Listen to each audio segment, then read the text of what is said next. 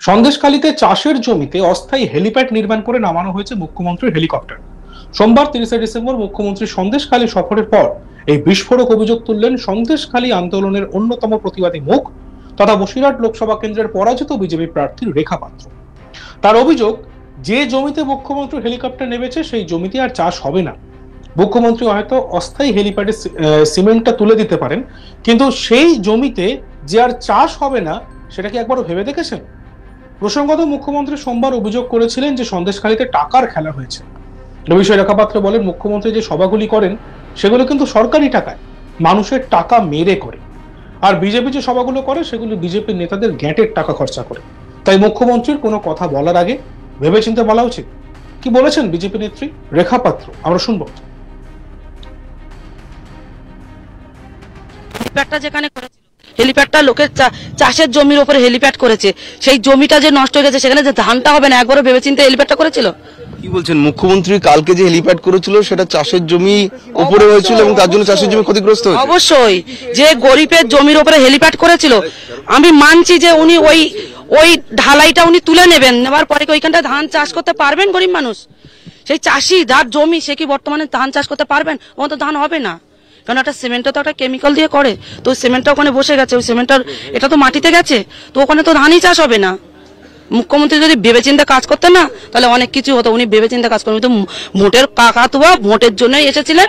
আর মানুষের এই আমাদের কারো ব্যক্তিগত জমির উপরে হেলিপ্যাড হয়েছে? অবশ্যই অবশ্যই গরিব মানুষের জমির উপরে হয়েছে। এটা মুখ্যমন্ত্রী কি প্রমাণ করতে চাইলো যে বড় হেলিপ্যাড করবো, আমি হেলিকপ্টার করে এসে ওখানে হেলিপ্যাড করে লাভবো, আমাকে প্রচুর জনসংখ্যা এসে দেখবে, বাহবা দেবে, এইটাই এসেছিল? যার জমি ক্ষতিগ্রস্ত হলো আপনার পাশে দাঁড়াচ্ছেন? অবশ্যই অবশ্যই থাকবে, কেননা মানুষ আন্দোলন করেছিল তো এদের বিরুদ্ধে, এই তৃণমূল কংগ্রেসের বিরুদ্ধে। আমি তো আশা রাখছি যে ওনারা আসছে, এই আন্দোলনের পাশেই আছেন। আর বিরোধী নেতা শুভেন্দু অধিকারী গরিবের পাশে এসে দাঁড়িয়েছে, তাদের পাশে শক্ত লাঠির মতো। একটা অক্ষম মানুষের যেমন একটা লাঠির প্রয়োজন হয়, সেই লাঠিটা হলো আমাদের। বলছেন মুখ্যমন্ত্রী কালকে অনেক বক্তব্য রেখেছেন, তার মধ্যে বেশ কিছু ইঙ্গিতবাহী মন্তব্য ছিল, যেগুলো তিনি ইঙ্গিত দিয়েছেন সন্দেশখালীতে বিজেপির অনেক টাকা উঠছে, বিজেপির প্রচুর টাকা, এবং মানুষকে বিজেপির টাকায় হাত দিতে না করেছেন। আপনারা কি টাকা উড়াচ্ছেন? একটা কথা বলবো, এই যে প্রোগ্রামটা হচ্ছে না, এটা কিন্তু যে ভারতীয় জনতা পার্টির নেতাদের গাঁটের টাকা এইসব প্রোগ্রামগুলো করে। মমতা বন্দ্যোপাধ্যায়ের মতো সরকারি টাকা, গরিব মানুষের টাকা মেরে কিন্তু প্রোগ্রাম করে না, ঠিক আছে? তাই এইটা বলার আগে মুখ্যমন্ত্রীর নিজের দিকে আঙুল দিয়ে দেখা উচিত যে নিজে কোন টাকা ক্ষয়ক্ষতি করছে, কোন টাকা উড়াচ্ছে। এ বিষয়ে আমাদের প্রতিনিধি রাজেশ সাহার একটি প্রতিবেদন আমরা দেখব। প্রশ্ন উঠছে যে সুজয় মাস্টারকে কেন তৃণমূলে যেতে হলো? দেখুন, উনি প্রথম থেকেই তৃণমূল সমর্থক, ওনারও জমি জায়গা নিয়ে নিয়েছিল। তারপরে উনি আমাদের আন্দোলনে আসেন, এবং তারপরে যখন হয়তো ভেতরে ভেতরে ওনার জমি জায়গা হয়তো ওনার সাথে সেটিং হয়ে গেছে, যেহেতু উনি প্রথম থেকেই, উনি নিজে মুখেও বলছেন যে উনি 96 সালের থেকে উনি টিএমসির জন্ম, তৃণমূল কংগ্রেসের জন্ম দিয়েছে ওনার বাড়ির উঠোনে, এবং ওনার পরিবারও সেই সময়, সেই 96 সালে সেই তৃণমূল কংগ্রেসের জন্মের সময় ওনার ওখানেই ছিলেন, ষষ্ঠী পুজো করছিলেন। তাহলে এখানে তো আর আমার কিছু বলার নেই। ষষ্ঠী পুজো যখন করেছেন, জন্ম নিশ্চয়ই দেখেছেন, তারাই নিজেরাই সুজয় মাস্টার নিজে মুখে স্বীকার করছেন। তো আমার এখানে কি বলার আছে? যে যে দলটাকে ভালোবাসে সে সেই দলটাকে সমর্থন করে। আমরা এখান থেকে আন্দোলন যখন করেছিলাম গত 1 বছর আগে, তখনই কোনো আমরা পার্টিকেই চিনতাম না। আমাদের থেকে জোর করে ভোট নিয়ে নেওয়া, তো আমাদের নিজেদের কোনো স্বাধীনতা বলেছিল না। তারপরে আমরা আন্দোলনের পরে আমাদের গরিবের দাদা বলুন আর গরিব মা বাবার সন্তান বলুন, বিরোধী নেতা শুভেন্দু অধিকারী পাশে এসে দাঁড়িয়েছিল।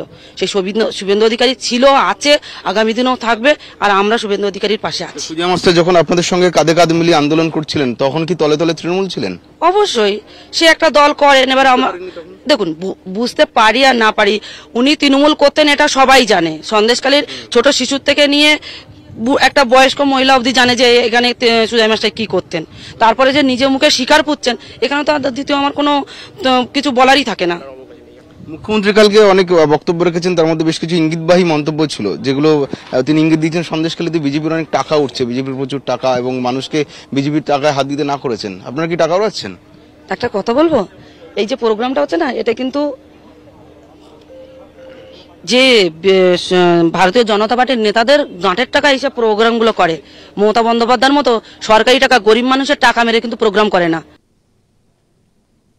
মুখ্যমন্ত্রীর ভয়ঙ্কর পরিকল্পনা রয়েছে, সেই জন্য উনি সন্দেশখালী এসেছিলেন, এমনই দাবি করলেন সন্দেশখালী আন্দোলনের প্রতিবাদী মুখ তথা বসিরহাট লোকসভা কেন্দ্রের বিজেপির পরাজিত প্রার্থী রেখা পাত্র।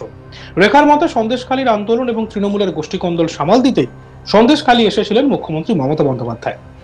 মমতা বন্দ্যোপাধ্যায় বলেছিলেন সন্দেশখালীতে টাকার খেলা হয়েছে। এ বিষয়ে রেখা পাত্র বলেন, মুখ্যমন্ত্রী যে সভাগুলি করেন সেগুলি সরকারের টাকায়, বিজেপি যে সভাগুলি করে সেগুলি কিন্তু কাটমানির টাকায় নয়, বিজেপি নেতাদের নিজস্ব টাকায়। এছাড়া 2026-এর বিধানসভায় সন্দেশখালীর মানুষ মুখ্যমন্ত্রীকে ভালো জবাব দেবে বলেও দাবি করেছেন রেখা পাত্র। এ বিষয়ে কি বলেছেন তিনি, শুনবো। কি ভয়ঙ্কর পরিকল্পনা নিয়ে এসেছিলেন সন্দেশখালী? দেখুন, মুখ্যমন্ত্রী ভয়ঙ্কর পরিকল্পনা হচ্ছে এটা যে আমাদের আন্দোলনটাকে মিথ্যা প্রমাণ করার জন্য, আর তৃতীয় ওনাদের নিজেদের দলের ভিতরে যে গোষ্ঠীদ্বন্দ্ব চলছে সেই গোষ্ঠীদ্বন্দ্বটাকে ঠিক করার জন্য এসেছিল। উনি তো ভোটের কাকাতুবা, উনি ভোটের জন্য সামনে বিধানসভার ভোট উপলক্ষ করে এসেছিল, কিন্তু উনি ভালো করে বুঝতে পেরেছেন যে ভোট ওনার এবার বিধানসভার ভোট ওনাকে মানুষ ভালো করেই দেবেন, ঠিক আছে। যেমন গোহারা হারিয়েছিলেন, এর থেকে এবার বিধানসভা আরো ভয়ঙ্কর পরিস্থিতি হবে ওনার। সন্দেশখালীতে কার সঙ্গে কি সেটিং সেটাই ফাঁস করে দিলেন রেখা পাত্র। তিনি বলেছেন যে গোটা বিষয়টার পিছনে সেটিং রয়েছে, আর এই সেটিং তত্ত্ব নিয়ে দানা বেঁধেছে রহস্য। আজ তাক বাংলার মুখোমুখি হয়ে সেটিং তত্ত্ব ফাঁস করে দিলেন রেখা পাত্র। তিনি বললেন, সুজয় মাস্টার প্রথম থেকে তৃণমূল সমর্থক, ওনারও জমি নিয়ে নিয়েছিল, তারপর উনি আমাদের আন্দোলনে আসেন, ভেতরে ভেতরে ওনার জমি জায়গা সেটিং হয়ে গিয়েছে। উনি নিজের মুখেও বলেছেন যে উনি তৃণমূলে প্রথম দিন থেকেই ছিলেন, যে দলকে ভালোবাসে সে সেই দলকে সমর্থন করে। আমাদের স্বাধীনতা বলে কিছু ছিল না, আমাদের প্রথম দিন থেকে আজ পর্যন্ত পাশে রয়েছেন শুভেন্দু অধিকারী। সুজয় মাস্টার তলে তলে তৃণমূলকেই সমর্থন করে আসছিলেন, আর এখন যখন উনি নিজের মুখে স্বীকার করেছেন সেখানে আমার আর কিছু বলার থাকে না। সেই সঙ্গে রাজ্যের মুখ্যমন্ত্রীর বিরুদ্ধে কটাক্ষের বাণ ছুড়ে দিয়েছেন তিনি আমাদের ঠিক কি বলেছেন, শুনুন।